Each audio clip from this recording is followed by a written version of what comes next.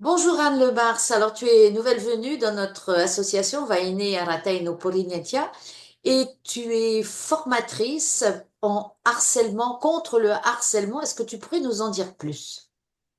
Oui, tout à fait. Bonjour à tous. Je suis Anne Lebars.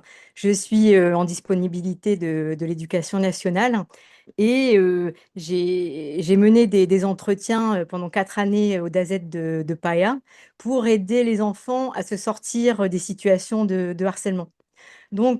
J'étais une autodidacte. Je me suis auto-formée par des livres et des vidéos. Et c'est une méthode qui a fait ses preuves parce que toutes les situations de harcèlement se sont arrêtées en moins de 2 entretiens. Et Et je pense que j'ai mené.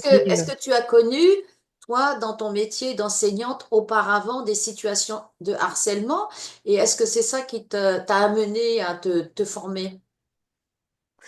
Moi, personnellement, je n'ai jamais été harcelée, mais je suis enseignante spécialisée et moi, ce que je veux, c'est que les enfants se sentent bien à l'école. Et je sais que voilà, c'est dramatique pour certains enfants de se faire harceler. Pour certains enfants, pardon, pour tous les enfants, ça peut être dramatique de subir du harcèlement à l'école. Et comment se sont passées tes formations? Parce que tu dis que tu es autodidacte. Qu'est-ce qui t'a Tout à poussé fait. à aller le faire, ces formations? Mais en fait, je n'avais aucune reconnaissance et je voulais avoir une certaine reconnaissance. Du coup, alors j'avoue, j'ai harcelé les co-auteurs et cofondateurs de la méthode et j'ai fini par avoir un rendez-vous avec eux par Zoom. Et le feeling est bien passé et ils ont décidé non seulement de me former à la méthode de façon officielle, mais également de devenir formatrice. Donc aujourd'hui, je suis formatrice du centre RESIS, qui est le centre de recherche et d'études contre les intimidations scolaires. Et je forme les équipes, ceux qui le souhaitent, les personnes de l'éducation, à la méthode qui s'appelle la méthode de la préoccupation partagée. Alors, qu'est-ce que c'est que ça? Préoccupation partagée. Alors c'est une méthode déjà qui est non blâmante. Il y a pas de sanction, pas de punition dans un premier temps. Et au lieu de dire à l'auteur, écoute, on sait ce que tu as fait, c'est mal de harceler, surtout ne recommence pas, sinon on va te punir. Au lieu de ça, on fait travailler l'empathie. On va dire, par exemple, que Mouéa harcèle Joséphine. On va aller voir Moéa en lui disant, bah, écoute, Moéa, je viens te voir parce que je suis inquiète pour Joséphine. Je suis très inquiète pour Joséphine parce qu'elle ne va pas bien. Est-ce Donc, que tu as remarqué quelque on chose? s'adresse au harceleur. On s'adresse au harceleur.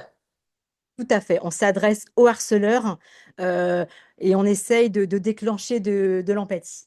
On va essayer de lui faire partager une préoccupation pour Joséphine qui ne va pas bien.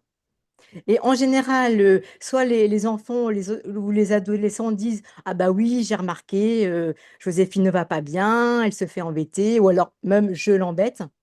Et dans ces cas-là, on leur dit, bah écoute, comme tu as remarqué qu'elle n'allait pas bien, qu'est-ce que tu peux faire pour que Joséphine aille mieux? Et dans ces cas-là, l'enfant qui est auteur des brimades trouve des solutions de lui-même. Et si jamais il n'a rien remarqué, on peut lui dire, bah, écoute, c'est pas grave, on se revoit dans une semaine et pendant une semaine, je vais te demander d'observer Joséphine. Et on se revoit dans une semaine et dans une semaine, tu me diras comment ça se passe pour Joséphine.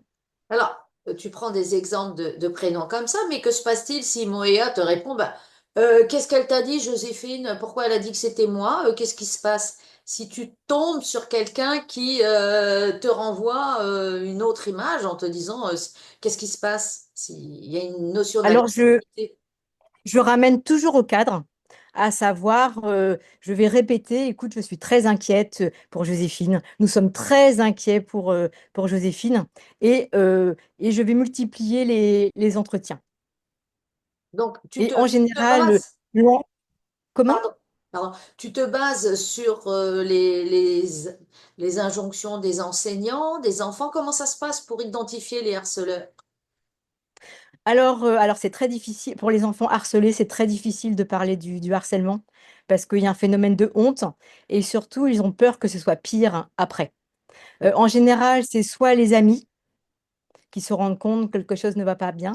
Moi, c'était souvent les parents qui venaient me voir parce que l'enfant, ça faisait quelque temps que leur enfant n'allait pas bien et voilà, il avait fini par craquer pour dire que ça se passait à l'école. Et c'est aussi parfois les enseignants qui se rendent compte des faits de harcèlement. Oui, parce que c'est un problème maintenant national. Est-ce que tu t'occupes plus des primaires ou du secondaire?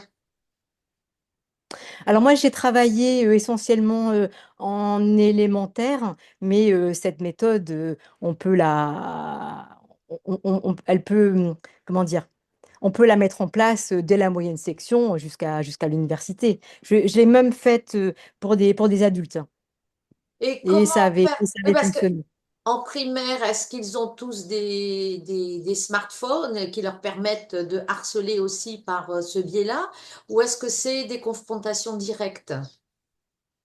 Alors, il y a des confrontations directes et il y a malheureusement, même en élémentaire, même dès le CP, CE1, des situations qui perdurent sur Internet, dans les groupes WhatsApp et les réseaux sociaux. Parce qu'avant, quand on était harcelé, je veux dire, quand on rentrait chez soi le soir, on était tranquille. Quand on partait en vacances, on était tranquille. Mais là, le harcèlement, c'est 7 jours sur 7 et 24 heures sur 24.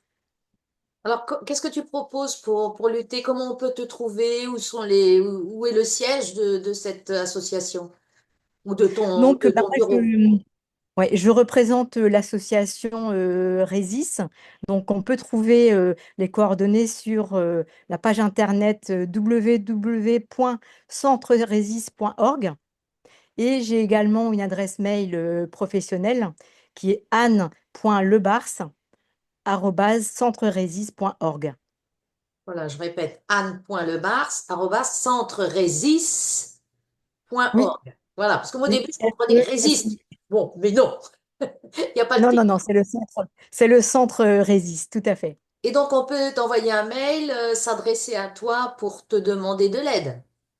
Oui, tout à fait. Est-ce Donc, qu'on je est... propose des Oui. formations sur 2 jours qui mêlent pratique, surtout théorie d'abord et pratique ensuite.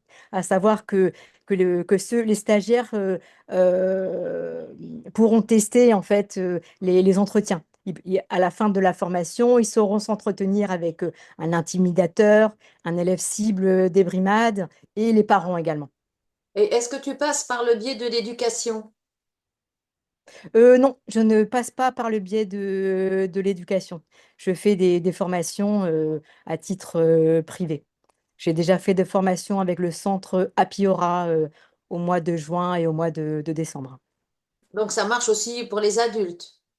Oui, tout à fait, tout à fait, tout à fait. Oui, Et s'il y a des enseignants qui veulent te joindre, ils peuvent le faire, mais c'est à titre privé. voilà, c'est à titre privé, tout à fait. Donc, il faut espérer qu'un jour, ces formations seront fournies aussi par l'éducation, puisque c'est un problème au sein de l'école, hein, le harcèlement scolaire, comme on dit. Tout à Et fait, oui. donc, on répète ton adresse mail. Alors, anne.lebars@centreresis.org. Voilà, et je suppose qu'il y a des tarifs. Il y a des tarifs, tout à fait. Donc, comme en fait, pour l'instant, c'est le centre Rhésis qui fixera les tarifs. Voilà, tu répondras par mail, individuellement. Tout à- Oui, tout à fait, oui. Bien, bah écoute, je ne te harcèle pas plus longtemps, ma chère Anne, et je te souhaite une bonne journée. Eh bien, merci. Tout le plaisir était pour moi. Bien, eh bien, au revoir.